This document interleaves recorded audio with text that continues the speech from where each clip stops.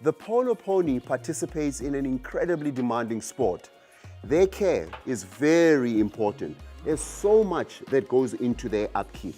Let's have Karen the farrier show us what goes into looking after them.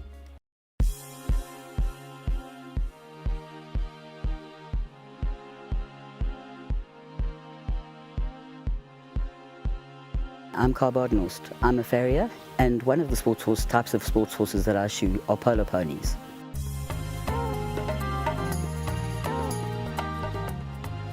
There's an old saying that goes, no foot, no horse, and this holds particularly true for any kind of sports horse.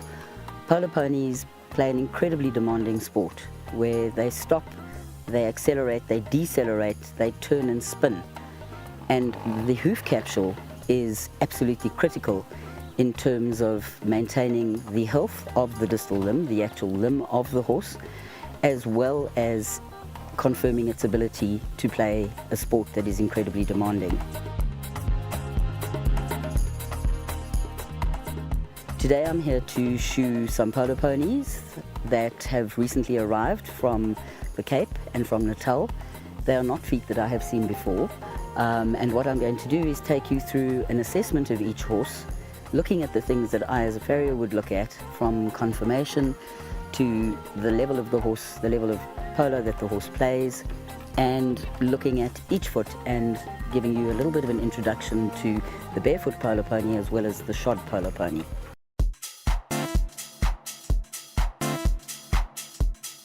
I think starting the process, one needs to actually introduce yourself to the horse. The amount of time that you spend under that horse, the least amount of time that you spend under that horse is essential. You want to be able to do a good job. You want a good relationship with the horse who is happy for you to work on its feet and allows you to do that job.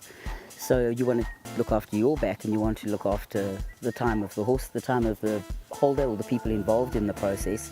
So it's an introduction to the horse, and I see that you've got a horse introducing itself to you.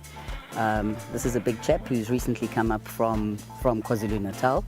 And he's for a slightly bigger polo rider, so he's fairly atypical. He's a larger thoroughbred. Polo ponies are invariably thoroughbreds.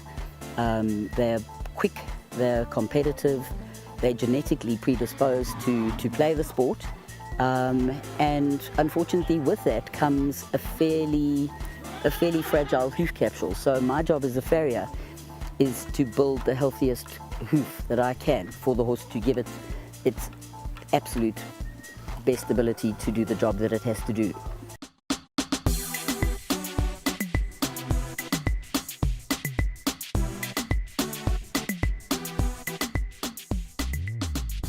In introducing myself to him, I get a little bit of a feel for his temperament, for the workability. Is he a horse that's going to let me work with him, let me pick up his feet? And while I'm doing that, I'm just running my hands over him. I'm getting a little bit of a feel for how his musculoskeletal being is. I get a little bit of an idea of his conformation, looking down his limbs, looking at his feet. I step back and have a look at his shoulder. So all of this is a very informal assessment of the horse that he is, the feet that he's going to have, the issues that he might have at his musculoskeletal level, and what he's going to be like for me to work with. The actual biomechanics of the hoof capsule are critical in terms of ensuring that the soft tissue in the horse's leg, the superficial flexor tendon, the deep flexor tendon, the suspensory ligament, all of those tendons and ligaments. You also have the extensor tendon in the front. You have a number of other ligaments, are actually optimally able to do their job with a minimal amount of predisposition to risk or injury. Polo is a hard sport, it's a fast sport. It's very easy for horses to injure themselves under the best circumstances, let alone predisposing them to risk by having an unbalanced hoof capsule, by having a toe that's too long, that puts enormous stress and pressure onto the deep flexor tendon and the navicular bursa. So yeah, we want to keep those horses as healthy as possible.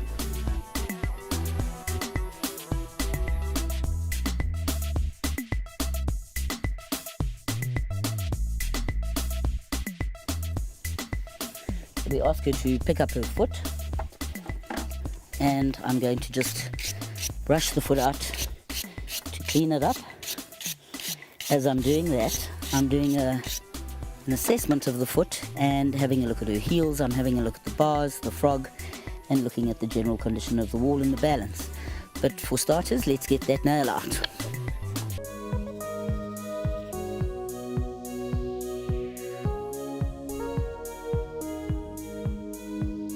So basically what I'm doing is I'm having a look at the foot, and what I want to do is I want to balance that foot.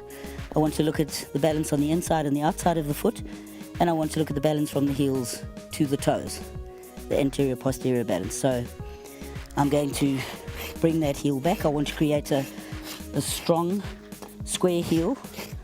She has a slightly more crushed medial heel, and I'm rubbing my rasp over that foot, just wanting to make sure that it gives me an indication of where that foot is flat or not.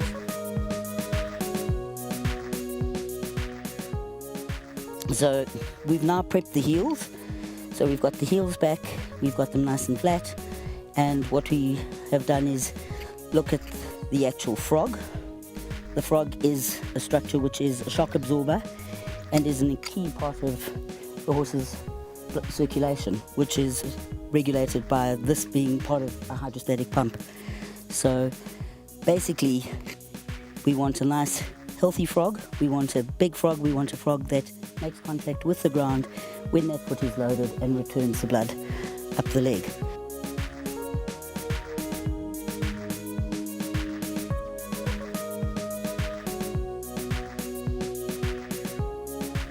What I'm going to be doing now is we're going to bring the foot forward, we're going to put it onto the hoof stand.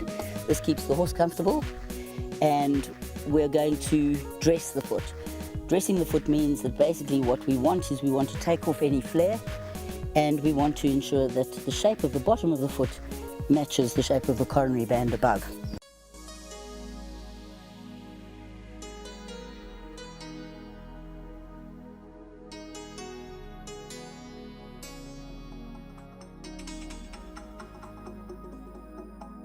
I really do love my job. I get to work with the most amazing animals in the world and do a good job. And in that process, you want to assess your horse, you want to assess its conformation, you want to assess the job it needs to do, you want to assess its feet, you want to trim that foot to build the best foot that you possibly can, you want to balance it, you want to make sure that it is free of bacteria and fungi, that it's healthy.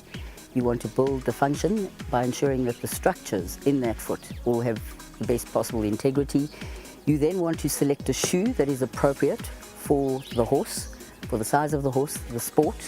So we use race plates. Polo plates are not available, unfortunately, in this country, but they are suitable for the job that the polo pony has to do. You want to put that appropriately shaped shoe onto the foot that's been trimmed, as well as it can possibly be. You want to nail it. Again, your nail selection is key to the shoeing process. And you want to clinch that horse, finish it up, and trot it out and see that the job that you've done is the best you can do for that particular horse and for the job it needs to do.